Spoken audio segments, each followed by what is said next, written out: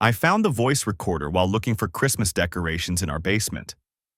It was wedged between two storage boxes labeled Kitchen Misc in Amanda's handwriting, hidden behind a stack of old magazines from 2019.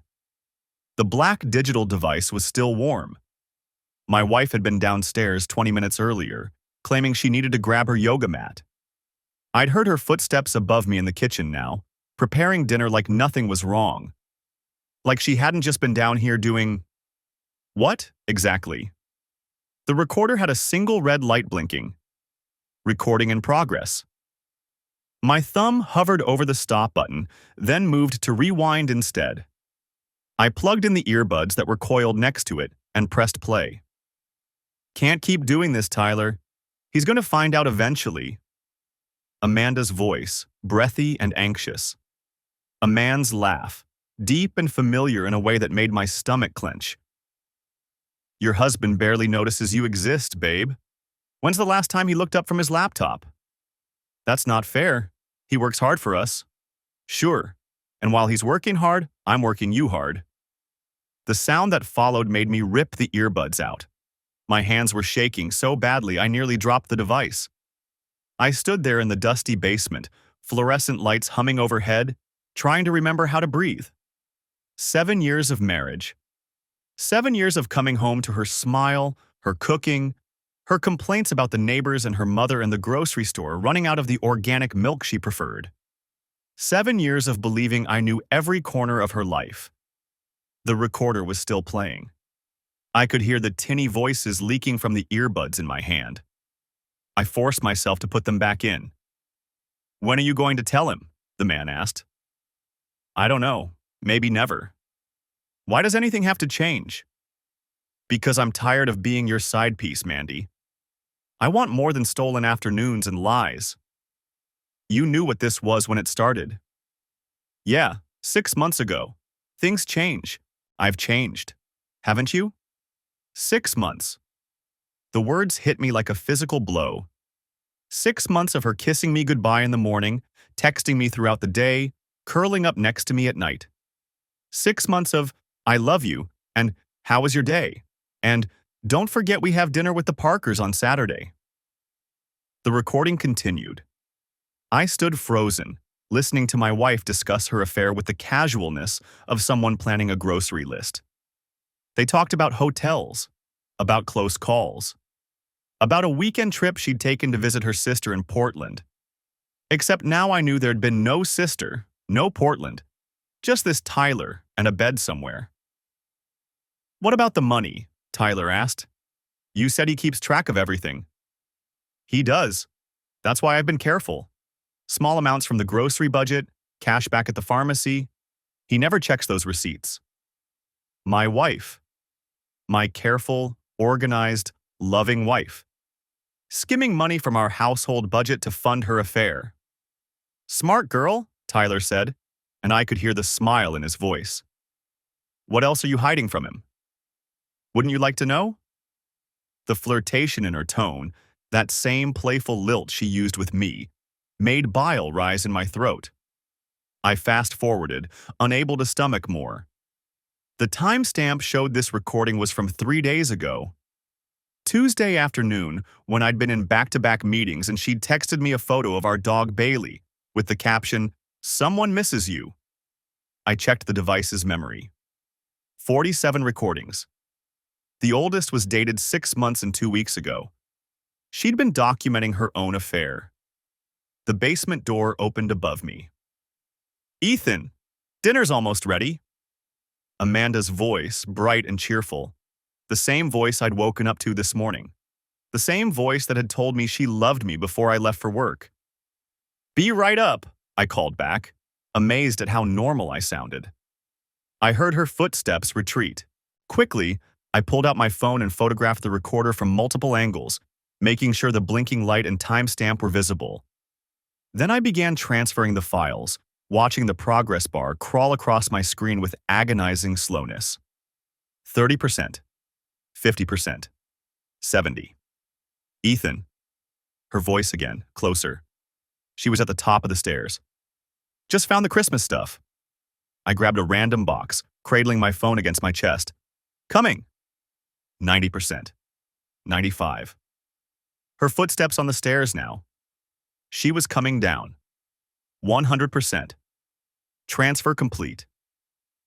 I shoved my phone in my pocket and turned just as she appeared around the corner, her blonde hair pulled back in a ponytail, wearing the navy sweater I'd bought her for her birthday. She looked beautiful. She looked like my wife. Need help carrying anything? She asked, smiling that smile that had made me fall in love with her 9 years ago. No, I got it. I hefted the box, leaving the recorder exactly where I'd found it. If she knew I'd discovered it, everything would change. I needed time to think, to plan, to figure out what the hell I was going to do with the bomb that had just detonated in my hands. We walked upstairs together, her hand briefly touching my back, a casual gesture of affection that now felt like a lie made flesh. "How was your day?" she asked, setting plates on our dining room table. I looked at her, really looked at her, and wondered who this stranger was wearing my wife's face.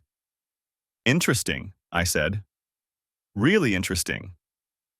The smell hit me the moment I stepped through the front door after work the next evening. Sandalwood. Rich, woody, unmistakable. Amanda never burned sandalwood. She hated it, claimed it gave her headaches. We'd had an argument about it 2 years ago when I'd bought a sandalwood candle at a craft fair. She'd made me return it. I stood in the entryway, briefcase still in hand, breathing in the scent that shouldn't be there. "Babe? That you?" Amanda's voice floated from the direction of the spa nook, the converted sunroom off the master bedroom where she kept her yoga mat, meditation cushions, and the expensive aromatherapy diffuser I'd bought her last Christmas. "Yeah." I set down my briefcase carefully, keeping my voice level. "What's that smell?" "Just trying something new." She appeared in the hallway, wearing black yoga pants and a loose tank top, hair pulled back. Relaxed. Glowing, almost. "There's leftover chicken in the fridge if you're hungry." She kissed my cheek and headed toward the kitchen, leaving me standing there with that scent wrapping around me like evidence. I walked to the spa nook. The diffuser sat on its shelf, LED display glowing soft blue, mist rising in delicate spirals. It was one of those smart models, connected to our home Wi-Fi, controllable through an app. Amanda had been thrilled when I gave it to her, spent an entire evening programming different scent cycles for different moods. I pulled out my phone and opened the diffuser's app. The current cycle showed on screen. Relaxation Solo, Sandalwood. Runtime, 2 hours, 14 minutes. Scheduled start time, 4:47 p.m., right around when I usually left work. My thumb moved almost without conscious thought, navigating to the schedule settings. The list of program cycles filled the screen. Morning Energize, Peppermint, 6:30 a.m. daily. Evening Calm, Lavender, 8 p.m. daily. Weekend Meditation, Eucalyptus, Saturdays, 9:00 a.m. And then, buried in the middle of the list, Relaxation Solo, Sandalwood. I tapped it. The detailed settings opened and my chest tightened. Scheduled for weekdays. Start time, 4:45 p.m. Duration, 3 hours. Geofencing enabled. I stared at those last 2 words, my mind working through what they meant. Geofencing. Location-based triggers. The diffuser would only activate when certain conditions were met. I tapped the geofence settings. Activation zone, front entry door. Trigger, device exits, zone. My device, my phone. The diffuser was programmed to start pumping sandalwood into the spa nook the moment my phone's GPS signal indicated I'd left the house. And it would run for 3 hours, well past when I typically returned from work, except I'd come home early today. I scrolled further, found the activity logs. The diffuser kept detailed records. Every cycle, every activation, time-stamped and geotagged. I expanded the Relaxation Solo entries. 43 activations in the past 6 months. The same 6 months as the recordings. My hands weren't shaking this time. They were steady as I screenshotted every page, every log entry, every geofence setting. The phone's camera shutter sound seemed too loud in the quiet room, but Amanda was in the kitchen, humming along to something on her phone. I backed out of the logs and checked the current cycle status. Still running. Still misting sandalwood into the air, the scent that Amanda supposedly hated. The scent she'd only started using when I wasn't home. The scent Tyler must love. I thought about the recordings, about Amanda's voice, breathy and different, about sounds I'd tried to unhear, about her mentioning how much he loved the way she smelled. She'd been scenting herself for him, programming our home to prepare her for his visits, using the gift I'd given her to set the mood for another man. "You coming to eat?" Amanda called from the kitchen. "In a minute." I opened the schedule settings again, my thumb hovering over the edit button. The relaxation solo cycle sat there, innocent looking, just another entry in a list of self-care routines. I could delete it. Confront her about it right now, watch her scramble for an explanation.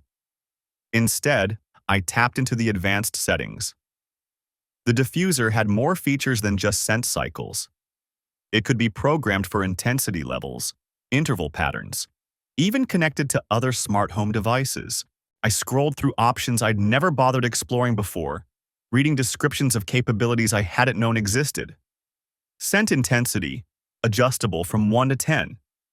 Interval mode, continuous or pulsed. Alert sounds, optional chime on activation. Custom scent blends, mix up to 3 oils. My mind was already working, planning. The same methodical focus that had gotten me through yesterday's discovery now channeling into something else. I backed out without making changes and cleared the app from my recent activity. Then I walked to the kitchen where Amanda was reheating chicken, her phone propped against the backsplash playing some cooking video. "Smells good," I said, and I wasn't talking about the food. She glanced at me, smiled. "Thanks. I thought you hated sandalwood?" "You're the one who hates it. Remember? The candle incident?" Something flickered across her face. Surprise, maybe, or calculation. "Oh, right. I guess my tastes have changed. I find it really calming now." "When did that start?" "I don't know. Few months ago?" She pulled the chicken from the microwave, not meeting my eyes. "I read an article about how our scent preferences shift over time. Something about hormones and stress levels." "Interesting." I leaned against the counter, watching her portion the food onto a plate. "So you just run it during the day?" "Usually during my relaxation time, yeah. You know, when you're at work and I have the house to myself." She handed me the plate, her expression perfectly casual. "It's nice to have a routine. Helps me decompress." "I bet." We ate dinner at the kitchen island, Amanda scrolling through her phone between bites, me chewing slowly and thinking about geofences and activation logs, and the 43 times she'd filled our home with another man's favorite scent. After dinner, I excused myself to the home office, claiming I had emails to catch up on. Instead, I spent 2 hours researching aromatherapy diffusers, smart home integration, and, more specifically, how to reprogram them. The model Amanda had could do more than just release pleasant scents. With the right essential oil combinations and intensity settings, it could create some truly unpleasant olfactory experiences. Overwhelming, headache-inducing, the kind of thing that would drive someone from a room or make neighbors complain. I made notes, careful and detailed, saved them in an encrypted file. Then I started researching something else. Nuisance laws in Oregon, olfactory harassment, sensory invasion claims. The legal precedents were thin, but they existed. Cases where strong scents from one property had affected neighbors' quality of life. Usually industrial situations, commercial operations, but there were a few residential examples. Incense burned too frequently. Chemical cleaners used excessively. Essential oils diffused at maximum intensity for extended periods. I bookmarked several cases, saved PDFs of the court documents. Then I opened a new browser tab and searched for divorce attorneys in the Portland metro area, specifically ones who handled complex property division and emotional damages claims. My phone buzzed. A text from Amanda. "Coming to bed soon?" I glanced at the time, almost midnight. I'd been in the office for 3 hours. "Soon," I typed back. "Just finishing up." I wasn't finishing up. I was just getting started. But I closed the laptop anyway and walked back through the quiet house to our bedroom, where Amanda was already asleep, the faint scent of sandalwood still clinging to her skin, like a confession she didn't know she'd made. I lay in the darkness beside her, listening to her breathe, and planned. The diffuser sat on the shelf in our spa nook like a small white monument to her lies. I'd been staring at it for 3 days, watching the runtime logs accumulate, documenting each activation with the precision of a surveillance system she'd built herself. Monday morning, I kissed Amanda goodbye at 7:42 a.m. My phone's GPS crossed the geofence boundary at 7:47. The diffuser activated at 7:48, filling our home with sandalwood mist for the next 3 hours. I sat in my car 2 blocks away, watching the app's live feed. Tyler arrived at 8:15. I knew because the motion sensor on our front door logged it, a feature Amanda had forgotten about when she'd installed the smart lock last year for package security. The sensor didn't show me his face, just a timestamp and the door status. Opened. My hands stayed steady on the steering wheel. I'd expected this. Wanted it even. The evidence was building itself now, automated and irrefutable. At 10:47, the door sensor logged again. Closed. Tyler leaving. The diffuser continued its cycle until 10:48, then shut off exactly as programmed. I drove to the office and made it to my desk by 11:30. Nobody asked why I was late. Tuesday, the pattern repeated. Wednesday, the same. Each day, I left at my normal time, drove 2 blocks, and watched the logs populate themselves. Each day, Tyler's visit fell within the 3-hour window Amanda had so carefully scheduled. The recordings had given me her voice. The diffuser logs gave me her system, but I needed more. Thursday morning, I modified my approach. I left the house at 7:45 as usual, but this time I'd installed a secondary app on an old tablet, one linked to our home security cameras. Amanda knew about the cameras. We'd installed them together after the Johnsons down the street got broken into. Front door, back door, driveway. What Amanda didn't know was that I'd added a 4th camera Wednesday night. A small one, barely larger than a USB drive, positioned on the bookshelf in our living room with a sightline to the spa nook. The nook where she'd built her aromatic sanctuary, where the diffuser pumped out Tyler's favorite scent while they did whatever they did in my house. I parked in my usual spot 2 blocks over and opened the tablet. 7:48 a.m. Diffuser activated. 8:12 a.m. Front door opened. The camera caught him in profile as he stepped inside.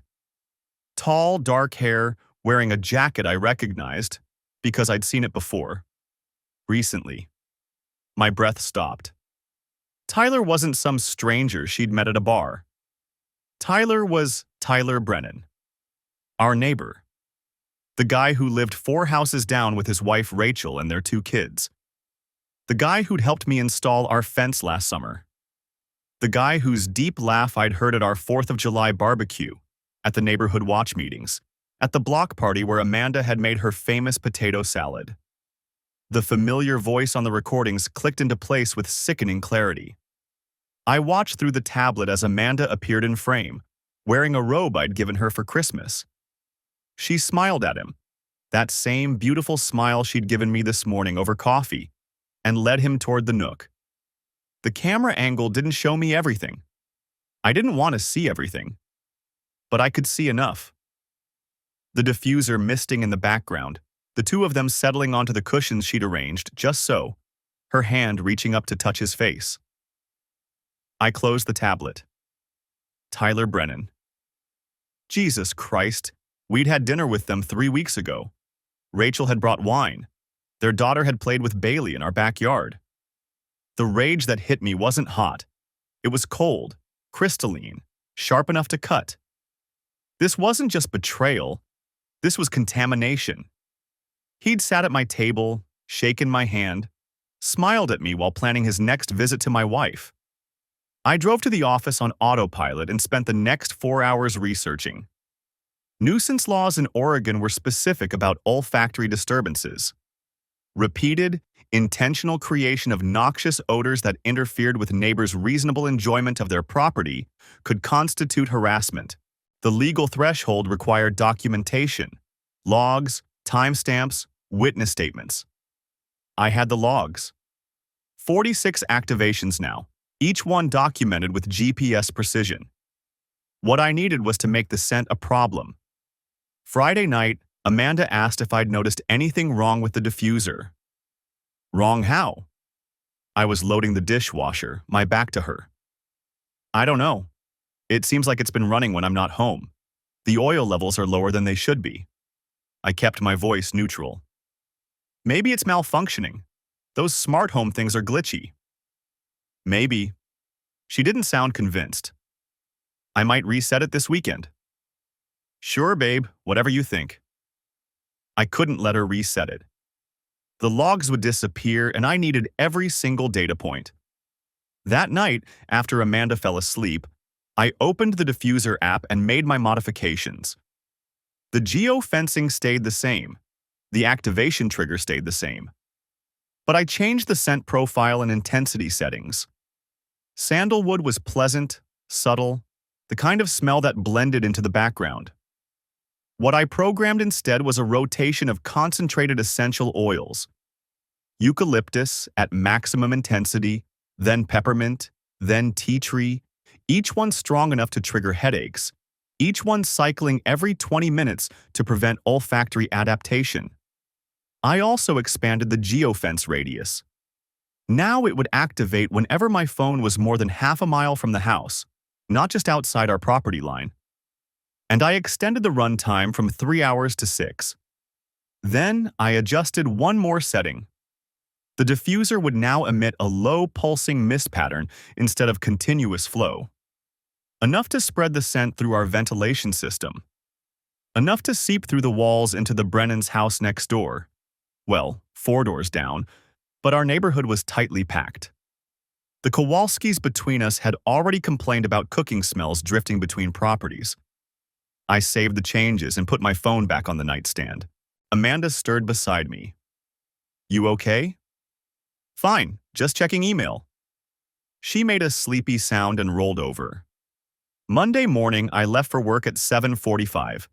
The diffuser activated at 7:47, right on schedule. By 9:30, I had a text from Amanda. Something's wrong with the diffuser. It smells awful. Coming home at lunch to check it. I didn't respond. At 10:15, my phone rang. Amanda. Hey, babe, I said. Ethan, did you change the diffuser settings? Her voice was tight. No, why? It's been running eucalyptus at full blast. The whole house reeks. I have a migraine. That's weird. Maybe it got hacked? I read about smart home devices getting compromised. This isn't funny. I can barely breathe in here. Want me to come home and look at it? A pause. No, I'll handle it. I'm just going to unplug it. Okay, feel better. She hung up. I waited 30 minutes, then checked the app. The diffuser was offline, unplugged, just like she'd said. But the logs were still there, safely backed up to the cloud. 47 activations, 6 months of data. And now a new pattern. Amanda manually disabling the device. That evening, she was waiting when I got home. The diffuser sat on the kitchen counter, unplugged. I'm getting rid of this thing, she said. It's been nothing but problems. I shrugged. If you want. Seemed like you really liked it, though. I did. But if it's going to malfunction like this, she trailed off, studying my face. I met her eyes, held her gaze. Whatever makes you happy, Amanda. She looked away first. Tuesday morning, the diffuser was still on the counter. Still unplugged. I left for work at the usual time, and when I checked the motion sensor, Tyler didn't show up. Wednesday, the same. No Tyler. No sandalwood. No 3-hour window of my wife's betrayal playing out in our home. But I wasn't done. Thursday afternoon, I received the first complaint, an email from Melissa Hartley, 2 houses down. Hi, Ethan. Have you noticed any strange smells coming from your property lately? We've been getting these intense waves of eucalyptus or mint or something, and it's triggering my daughter's asthma. Just wanted to check if you're using any new cleaning products or air fresheners. I forwarded the email to my personal account. Documentation. Friday, another complaint, this time from the Kowalskis next door. They'd left a note in our mailbox. Please check your ventilation system. Strong chemical smells coming through our shared wall. Amanda found the note when she got the mail. What is this about? I read it over her shoulder. No idea. We haven't used anything different. Maybe it's the diffuser residue, even though it's been unplugged for days? Maybe you should ask Tyler, I said. Doesn't he work in HVAC? He might know about ventilation issues. Her face went pale. Just for a second. Then she recovered. Tyler Brennan? Yeah. Didn't he help the Johnsons with their air quality problem last year? I don't know. I'll figure it out. She didn't ask Tyler, but I'd made my point. The neighbor complaints started arriving 2 days after I'd reprogrammed the diffuser. First came the handwritten note in our mailbox. No return address, just block letters on lined paper. Your house smells like a hospital. Please fix it. Then Mrs. Patterson from across the street caught me getting the mail and mentioned her migraines, how the smell was seeping through her windows even though they were closed. I apologized, said we'd had a malfunction with our aromatherapy system, that we'd already unplugged it. She smiled and patted my arm. Oh, good. I thought maybe Amanda was trying some new cleaning products. You know how she's always so particular about the house. Particular, right? I watched Mrs. Patterson shuffle back to her house, her cardigan flapping in the October wind. She had no idea that the woman she'd known for 7 years, the one who brought her soup when she had the flu, was the same woman who'd been scheduling sandalwood-scented afternoons with Tyler Brennan, while I sat in conference rooms discussing quarterly projections. The camera I'd hidden in the spa nook had been recording for 5 days now. Nothing. Amanda went in there occasionally, watering her plants, adjusting the curtains, but Tyler hadn't shown up since the diffuser incident. The logs showed Amanda checking the app repeatedly, trying to figure out what had gone wrong. She'd even factory reset the device before finally unplugging it completely. I sat in my car in the work parking garage, scrolling through the diffuser app on my phone. I downloaded all the data before she reset it. Every geofence trigger, every runtime log, every scent cycle. The pattern was undeniable. 43 separate activations over 3 months, each one corresponding to times when my phone's location showed I was at the office or traveling for work. 3 hours per session. Sandalwood at medium intensity. I'd already sent the data to myself in 3 different formats: PDF reports, CSV files, and screenshots. Backed up to 2 different cloud services. The voice recordings were similarly protected, along with the video footage from the hidden camera. My phone buzzed. Amanda. Don't forget we're having dinner with the Pattersons tomorrow night, 6 p.m. Love you. I stared at the message. The Pattersons lived directly across from us. Tyler and Rachel lived 4 houses down. We'd all be in the same room, eating pot roast or whatever Mrs. Patterson was planning, making small talk about the weather and the upcoming holidays. The absurdity of it made something crack in my chest. I typed back, "Sounds good." That evening, Amanda was in the kitchen when I got home, chopping vegetables for a stir-fry. Bailey greeted me at the door, tail wagging, blissfully unaware that our family was a fiction.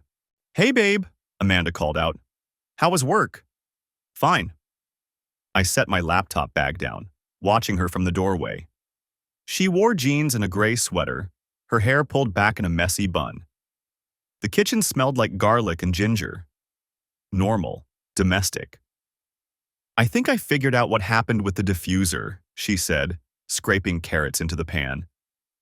"There must have been some kind of software glitch. The app was showing all these random activation times that didn't make sense." My hands tightened on the doorframe. Random? Yeah, super weird. It was like it was turning on when I wasn't even home. She glanced over her shoulder, her expression perfectly innocent. "I reset everything, but I'm just going to leave it unplugged for now. The whole thing gave me such a headache." I wondered if she could hear my heartbeat from across the room. Probably for the best. She nodded and turned back to the stove. "Oh, and I ran into Rachel Brennan at the store today. She mentioned Tyler's been working from home a lot lately. Some big project." There it was. The casual mention. Testing to see if I'd react. "That's nice," I said. Amanda hummed in agreement, stirring the vegetables. "Dinner'll be ready in 10. I walked upstairs to change, my legs moving on autopilot. In our bedroom, I pulled out my phone and opened the hidden camera app. The spa nook sat empty, afternoon light streaming through the windows. The unplugged diffuser was visible on the shelf, its white ceramic surface catching the sun. I switched to my email and opened the draft I'd been working on for the past 2 days. The subject line read, "Documentation of Nuisance Claim, 847 Maple Grove Drive." The body of the email contained everything. The diffuser logs, screenshots of the geofencing schedule, timestamps correlating with my work calendar, photographs of the unplugged device. I'd written it in careful, neutral language. No accusations of infidelity, just a straightforward complaint about a malfunctioning aromatherapy system that had caused repeated disturbances to neighboring properties. I'd researched Oregon nuisance laws. Repeated emissions of strong odors that interfered with neighbors' reasonable enjoyment of their property could constitute a private nuisance. With documentation from multiple neighbors, it could potentially support claims of negligence or intentional infliction of emotional distress. The legal theories were thin, probably wouldn't hold up in court on their own. But that wasn't the point. The point was the documentation, the pattern, the evidence that Amanda had been deliberately manipulating our home environment to accommodate her affair. I'd found 3 divorce attorneys in the Portland area with strong reputations. One of them, Jennifer Walsh, had a background in high-conflict divorces involving infidelity and financial misconduct. Her consultation fee was $300. I had an appointment scheduled for Monday. My phone buzzed. A text from an unknown number. "This is Tyler. We need to talk." I stared at the message, my thumb hovering over the screen. Another text appeared. "I know you know. Amanda's been acting weird. Just talk to me man to man." Man to man, as if we were peers. As if he hadn't been in my house, in my wife's spa nook, breathing in sandalwood while I worked to pay for the home he was violating. I deleted both messages without responding. "Ethan," Amanda's voice drifted up the stairs. "Dinner's ready." I changed into sweatpants and a t-shirt, then headed back downstairs. Amanda had set the table, poured water into our glasses, plated the stir-fry over rice. She'd even lit a candle, unscented, I noticed. We ate in relative silence, just the scrape of forks against plates and Bailey's occasional movements under the table. Amanda talked about her day, about a book she was reading, about whether we should get the gutters cleaned before winter. I made appropriate sounds, nodded at the right moments. My phone sat face down next to my plate. I wondered if Tyler was waiting for a response, if he'd try calling, if he'd show up at my door. You're quiet tonight, Amanda said, studying me over her water glass. Just tired. You've been tired a lot lately. Her tone was careful, probing. Is everything okay at work? Work's fine. She set down her fork. Ethan, if something's wrong, you can talk to me. You know that, right? I looked at her, really looked at her. The concern in her eyes appeared genuine.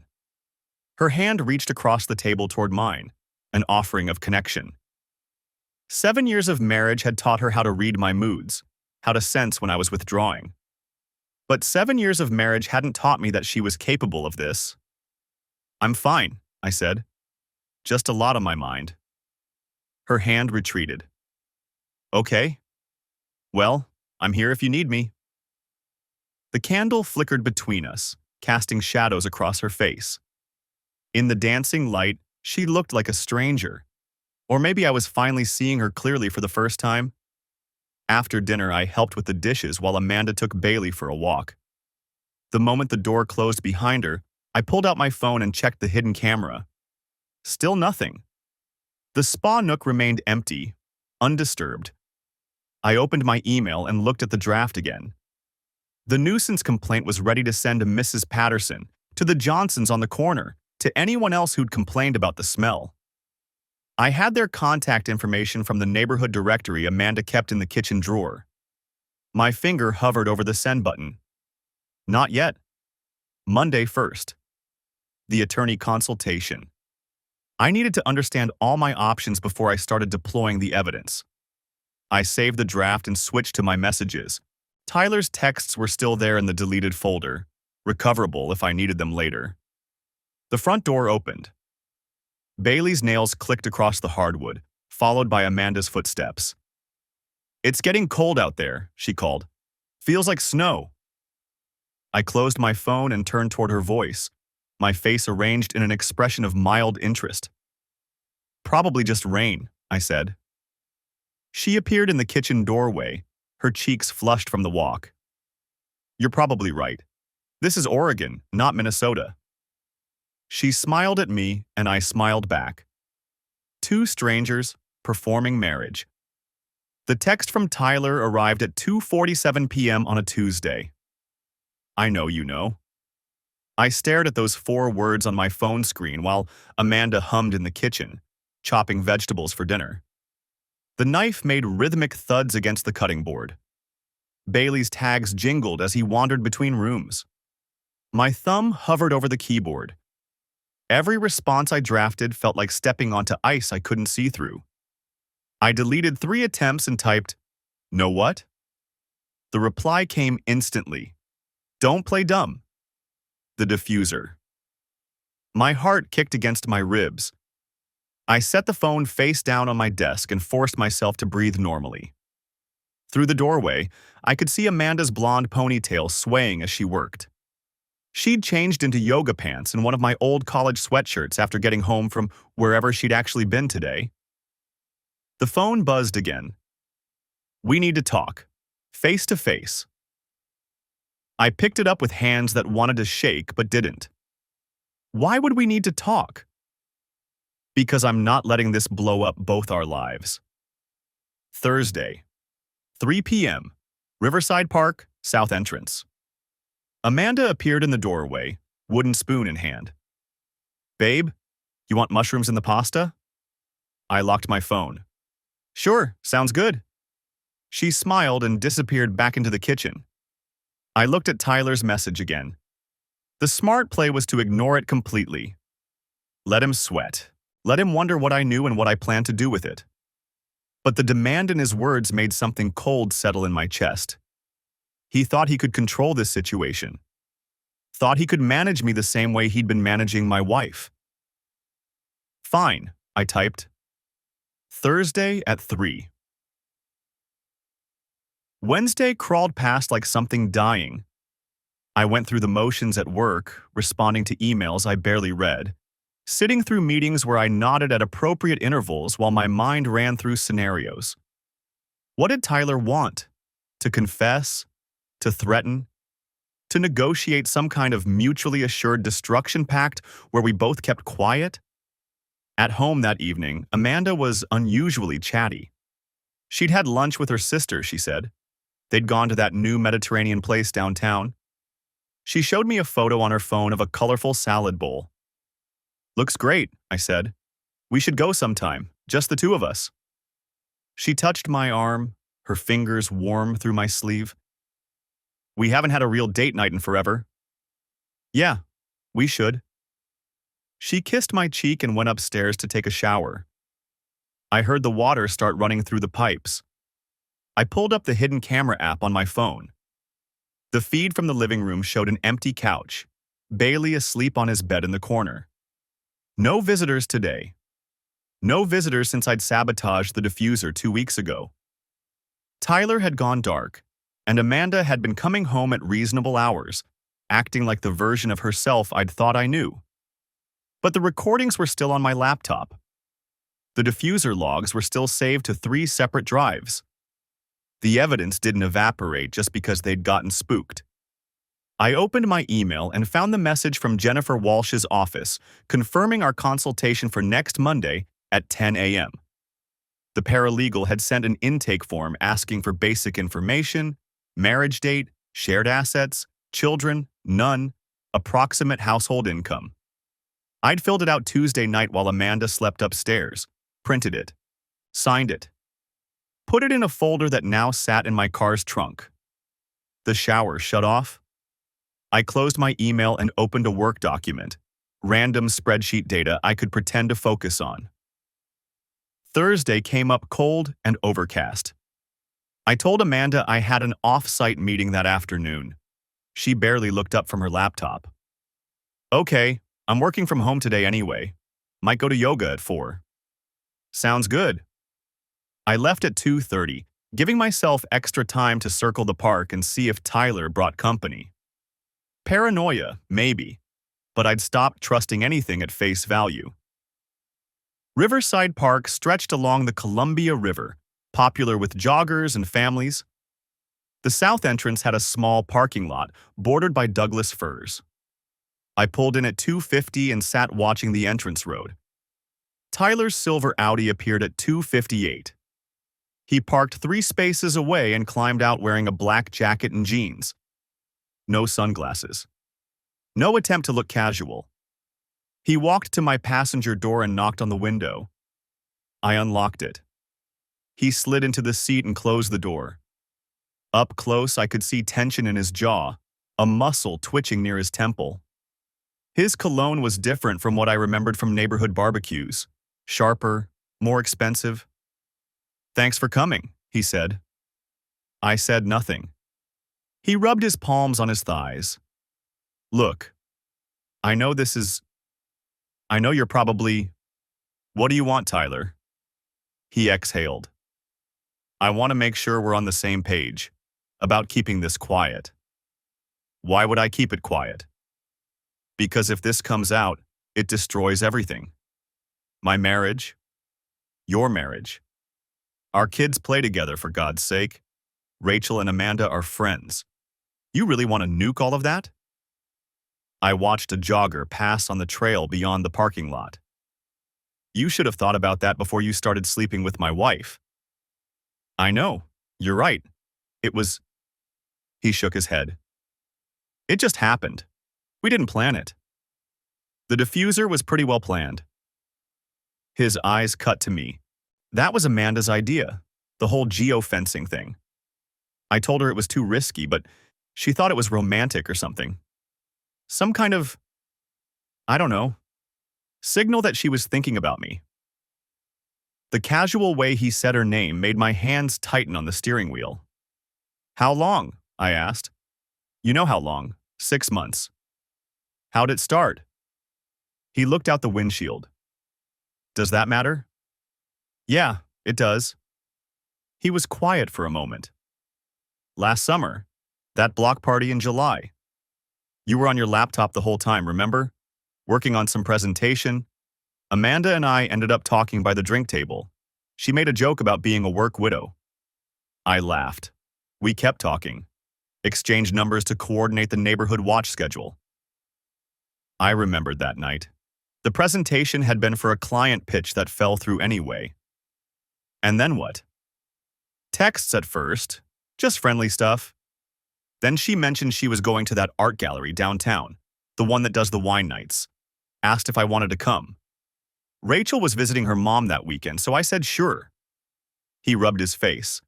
We had a few drinks, talked for hours, and then it just happened. In your car? Hotel? Does it matter? Answer the question. Her car, in the gallery parking garage. He looked at me. I'm not proud of it. But you kept doing it. Yeah, we kept doing it. The jogger had disappeared around a bend.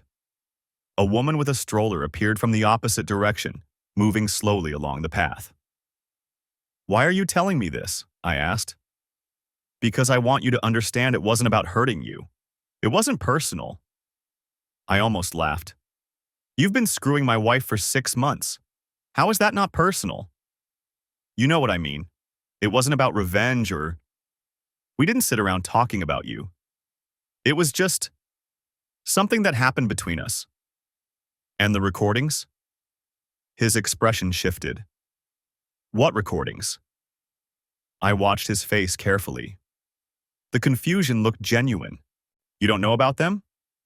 Know about what? So Amanda hadn't told him. Interesting. Nothing. Forget it. He leaned forward. What recordings, Ethan? Doesn't matter. What else did you want to say? He studied me for a long moment, then sat back. I want to know what you're planning to do. Why would I tell you that? Because if you're going to blow this up, I need to prepare Rachel. Talk to her first, on my terms. Not have her find out from you showing up at my door with evidence or whatever you're planning. You mean you want time to spin the story your way? I mean I want a chance to tell my wife myself before her whole world implodes. The woman with the stroller had stopped to adjust the baby's blanket. I could hear Tyler breathing beside me, waiting for an answer I wasn't going to give him. I haven't decided what I'm doing yet, I said. When will you decide? When I'm ready. That's not good enough. You need? I turned to look at him directly. You don't get to need anything from me. You don't get to set terms or timelines or make demands. You did this. You made these choices. Now you get to sit with the consequences and wait. His jaw clenched. And what about Amanda? She made the same choices. Amanda's my problem, not yours. She's going to want to know what you're planning too. Then she can ask me herself. He reached for the door handle, then stopped. For what it's worth, it's over. Between us. It ended when you messed with the diffuser. We both knew you'd figured it out. Good for you. I'm serious. It's done. So if you're thinking about revenge or dragging this out, just don't. Let it die quietly. Move on. I didn't respond. He opened the door and stepped out, then leaned back in. I'm sorry. I know that doesn't fix anything, but I am. Close the door, Tyler. He did. I watched him walk back to his Audi, climb in, and drive away. I sat alone in the parking lot for another 20 minutes, watching the river and thinking about nothing at all. The diffuser screen glowed in the spa nook, a soft blue rectangle in the dim corner of our bedroom. Amanda stood there with her phone, finger hovering over the app interface. I watched from the doorway. She didn't know I was there yet. The screen showed the schedule she'd created. Sandalwood, Tyler's favorite, programmed to activate precisely when my phone's geofence registered me leaving the property. Runtime, 2 hours. Enough time for him to arrive, for them to do whatever they did, for the scent to fade before I returned. She'd been so careful, so methodical. My phone was in my pocket. The diffuser app was still installed, still connected, but I disabled all notifications on my end. She had no idea I'd reprogrammed everything, that her carefully orchestrated system now worked against her. Amanda tapped the screen, frowned, tapped again. Something wrong? I asked. She spun around, phone clutched to her chest. Jesus, Ethan, you scared me. Sorry, I stepped into the room. What are you doing? Just checking the diffuser. It's been acting weird lately. She turned back to the screen, scrolling through the schedule. The scents have been all wrong. Too strong. Have they? You haven't noticed? She glanced at me, searching my face. The neighbors have been complaining. Mrs. Patterson stopped me yesterday, said the smell was giving her migraines. Dorothy Patterson, 72 years old, lived 2 doors down. I'd received her email Tuesday morning, copied to the HOA. The odor emanating from your property between the hours of 8 a.m. and 11 a.m. has become intolerable. Please address this immediately. I had 17 similar emails now, all time-stamped, all saved. I'll look into it, I said. Amanda studied the screen again. The settings keep changing. I set it for lavender yesterday, but it switched to eucalyptus. And the intensity, it's maxed out when I programmed it for level 2. Maybe it's malfunctioning. Maybe. She didn't sound convinced. Her finger traced the schedule, pausing on the geofence parameters. The location radius is different too. I had it set for 50 feet, but it shows 300 now. I moved closer, looking over her shoulder at the screen. The sandalwood cycle was still there in the schedule, time-stamped for 8:15 a.m. weekdays. But the other cycles I'd added, the ones that would trigger at maximum intensity whenever any phone entered the expanded geofence, those were nested in the code where she couldn't see them without digging into the developer settings. Want me to reset it? I offered. No, She paused. Actually, yeah. Could you? You're better with this tech stuff. I took her phone.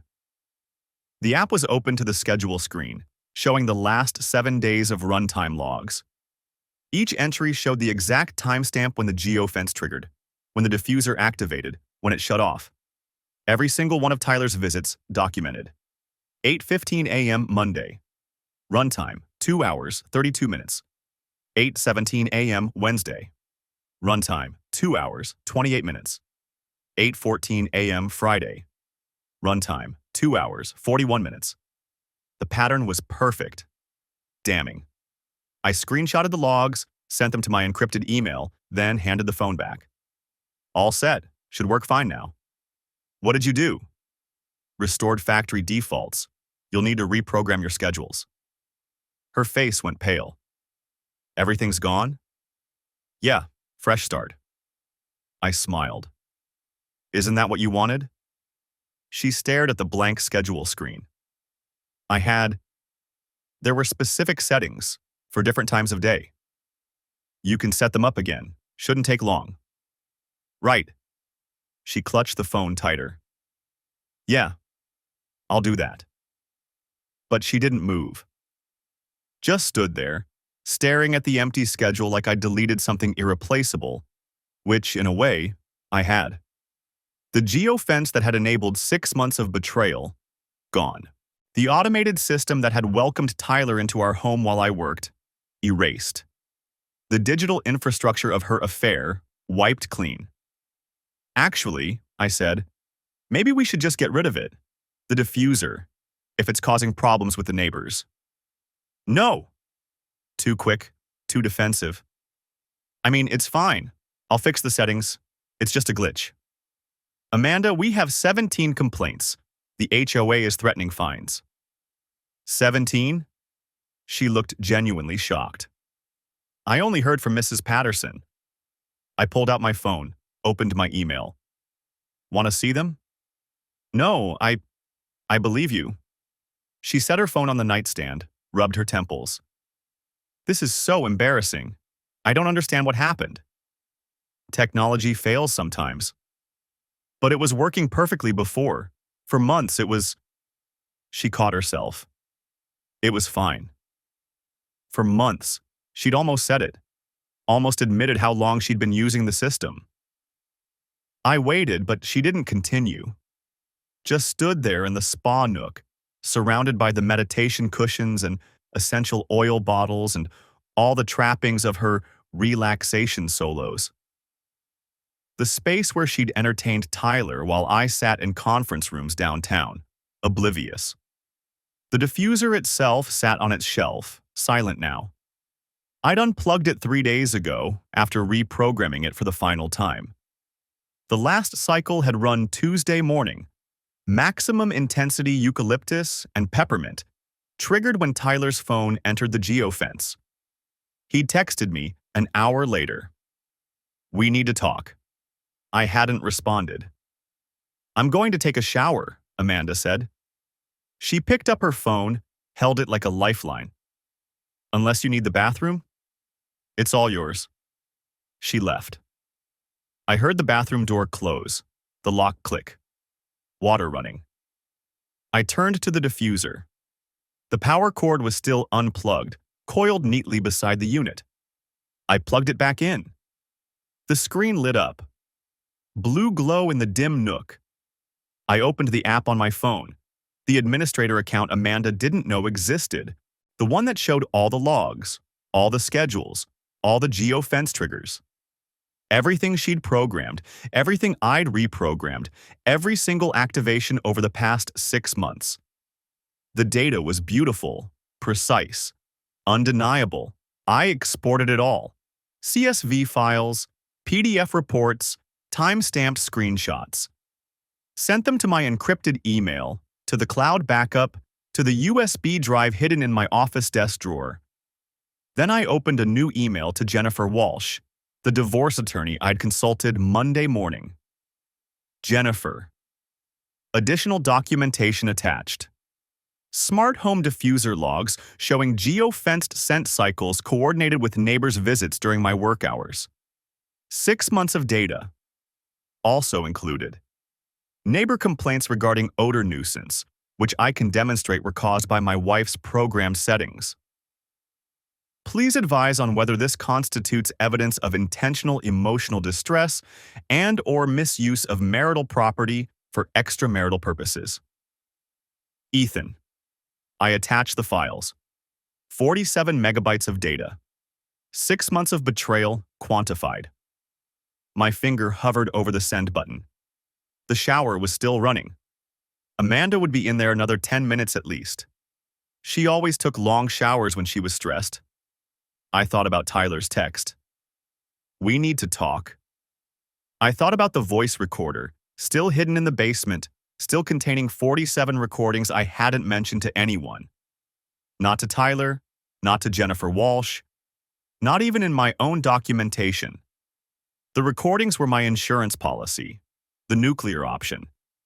But the diffuser logs, these were clean, provable. No questions about consent or recording laws or admissibility. Just data, just facts. Just a wife who'd programmed her smart home to facilitate an affair, then caused a neighborhood nuisance when her husband sabotaged her system. I pressed send. The email disappeared. Delivered. The shower shut off.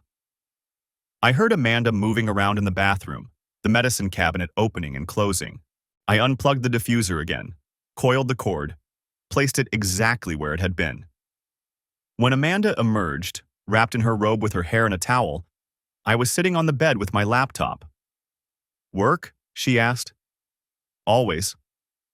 She sat beside me, close enough that I could smell her shampoo. Lavender, not sandalwood. "Ethan," she said quietly, "are we okay?" I looked at her. Really looked at her. The woman I'd married 7 years ago. The stranger who'd programmed a diffuser to cover the scent of her lover. "Why wouldn't we be?" "You've been distant lately, distracted." "Big project at work?" "Right." She didn't believe me. "It's just, you seem different since last week. Since I found the recorder. Since I discovered everything." "I'm fine," I said. "Just tired." She touched my arm. "Maybe we should take a weekend trip, get away, reconnect." "Maybe." "I mean it. We could go to the coast. That bed and breakfast in Cannon Beach you liked.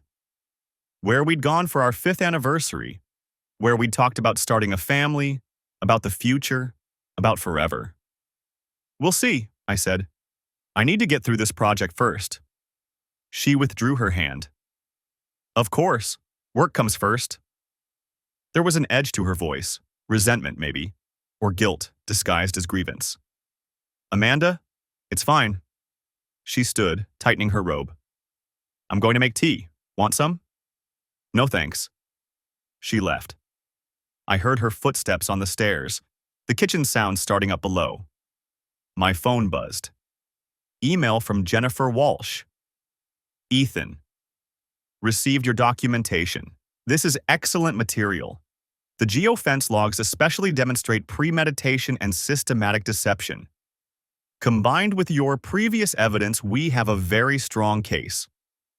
Can you come in Friday at 2 p.m.?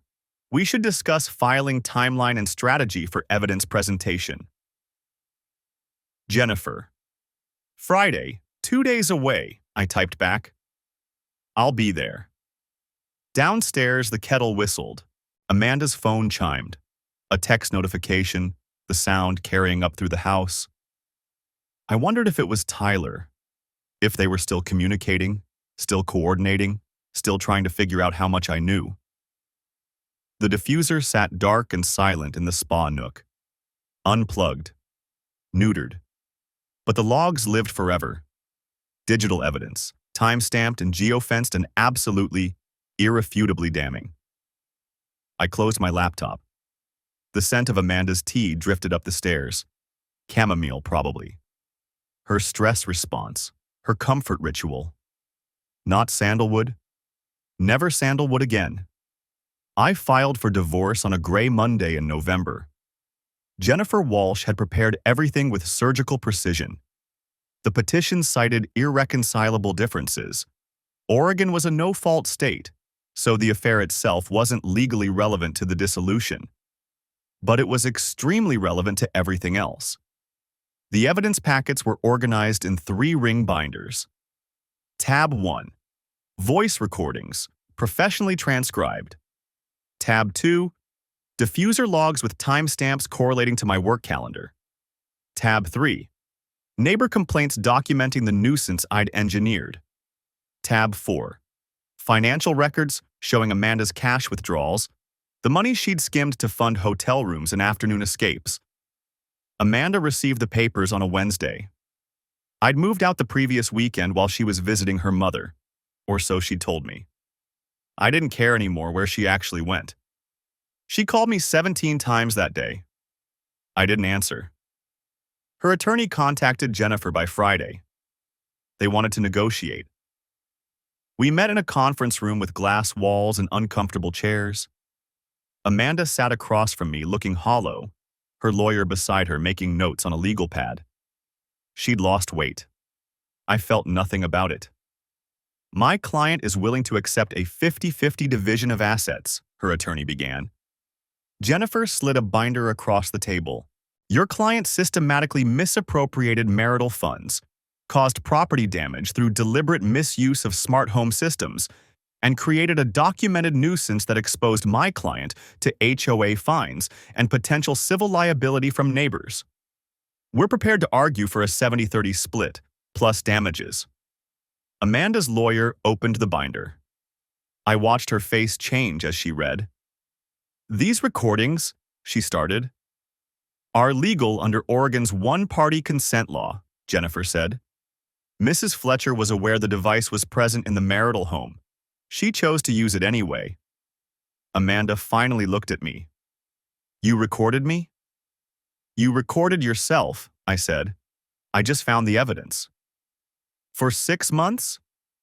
You knew for 6 months and said nothing? I needed to understand the scope of what I was dealing with. Her lawyer cleared her throat. The diffuser logs, my client maintains these were the result of a malfunction. Jennifer smiled. A malfunction that occurred 47 times over 6 months, always during business hours, always coordinated with the same individual's visits. We have geolocation data from the smart home system. We have witness statements from neighbors. We have your client's own program schedules showing deliberate geofencing parameters. The room went quiet except for the hum of the ventilation system. Amanda's hands were shaking. "Ethan, please, can we talk? Just the two of us?" "No. I made a mistake. I know I hurt you. But this," she gestured at the binders, "this is cruel. You sabotaged the diffuser to humiliate me in front of the neighbors. You turned our home into a crime scene. I documented your affair.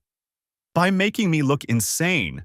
By making everyone think I was some kind of lunatic pumping toxic fumes into the neighborhood."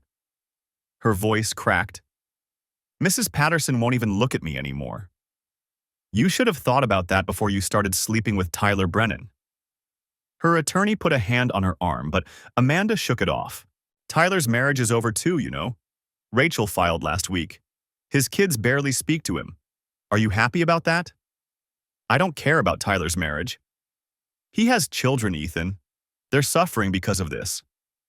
They're suffering because their father made choices, just like you did." She pressed her palms against her eyes. When she lowered them, they were red. "What do you want from me?" "I want what I'm entitled to, and I want you to sign the papers without dragging this out." Her lawyer intervened. "We'll need time to review all this documentation, verify its authenticity." "Take all the time you need," Jennifer said, "but the filing is public record as of yesterday. I assume you've advised your client that contested divorces tend to generate media interest, especially when they involve unusual evidence." It wasn't a threat. It was a statement of fact. But Amanda understood. "Fine," she whispered. "What are the terms?" "We hammered out an agreement over the next 3 hours. I got the house. She didn't want it anymore anyway, not with the neighbors knowing everything. She got her car and her retirement account. We split the savings. No alimony, she had a job, and Oregon didn't favor long-term support for marriages under 10 years. The only fight was over Bailey." "He's my dog too," Amanda said. "I'm the one who feeds him every morning." "You're also the one who left him alone while you were with Tyler. That's not fair. Neither is any of this." We compromised. Shared custody, alternating weeks. It was absurd. Divorced parents splitting time with a golden retriever, but I couldn't give him up entirely. He was the only innocent party in the whole mess. Amanda signed the settlement agreement at 4:47 p.m. Her hand shook so badly her signature was barely legible. "I loved you," she said as we stood to leave. "I need you to know that. I did love you. You loved the life I provided. That's not the same thing." "That's not true. It doesn't matter anymore." She gathered her things, her lawyer guiding her toward the door. At the threshold, she turned back. "The recorder. Why did you leave it there, in the basement? You could have just taken it." "I wanted to see if you'd stop, if you'd realize what you were risking and choose differently. And when I didn't, then I knew everything I needed to know about who you really are." She left without responding. Jennifer walked me to the elevator. "The decree will be final in 90 days. After that, you're free." Free. The word felt strange. I'd been married for 7 years, with Amanda for 9. I'd built my adult life around the assumption of our permanence. "Thank you," I said. "You did the hard part. Most people don't have the discipline to document like you did.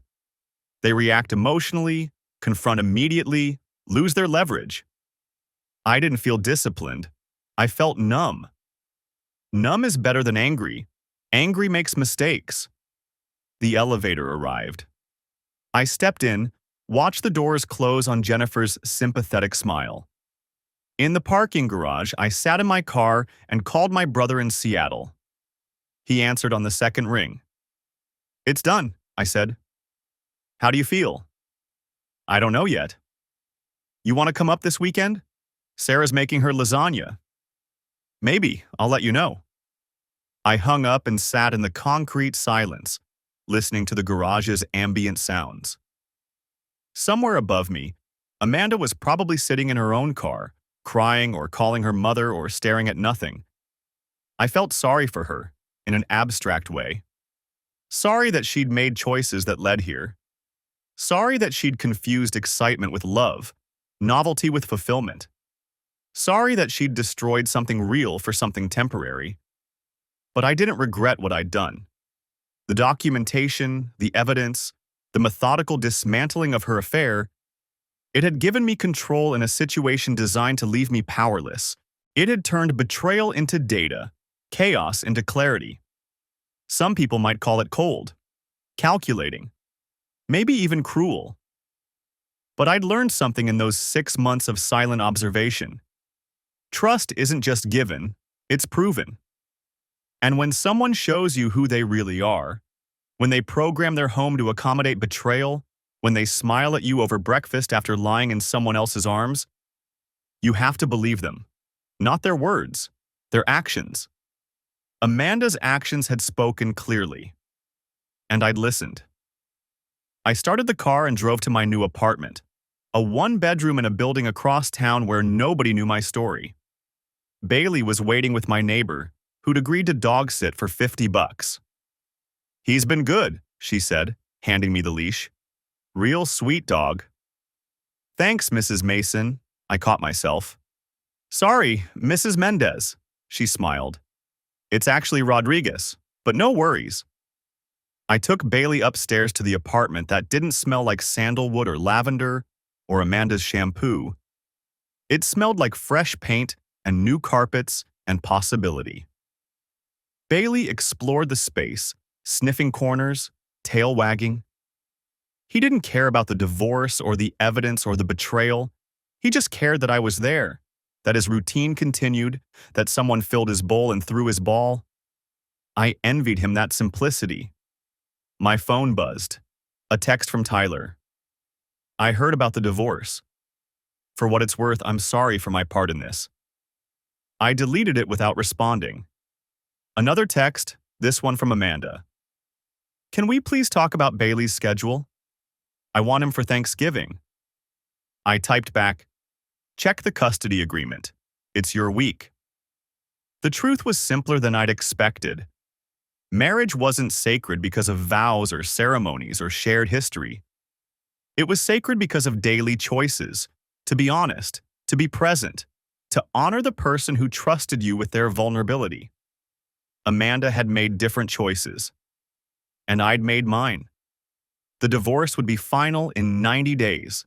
Until then, I had work, and Bailey, and the quiet satisfaction of knowing I'd handled the worst betrayal of my life with clear eyes and steady hands. Some people might say I should have confronted her immediately, fought for the marriage, gone to counseling. But you can't counsel someone into integrity. You can't therapy your way back from systematic deception. All you can do is document the truth, protect yourself, and walk away. I poured food into Bailey's bowl and watched him eat, his simple joy in the moment a reminder that life continued. That happiness wasn't found in another person's fidelity, but in your own clarity about what you'd accept and what you wouldn't. Amanda had made her choice 6 months ago in a parking garage with a neighbor who wasn't her husband. I'd made mine the moment I found that recorder and decided to watch, to wait, to understand the full scope of what I was dealing with before I acted. In the end, we both got exactly what we'd chosen. She got her freedom to pursue whatever she thought she'd been missing. And I got mine from a marriage built on lies I'd never suspected until a voice recorder taught me to trust evidence over assumptions. The apartment was quiet. Bailey finished eating and settled at my feet. Outside, November rain started falling. Inside, for the first time in 6 months, I felt like I could breathe.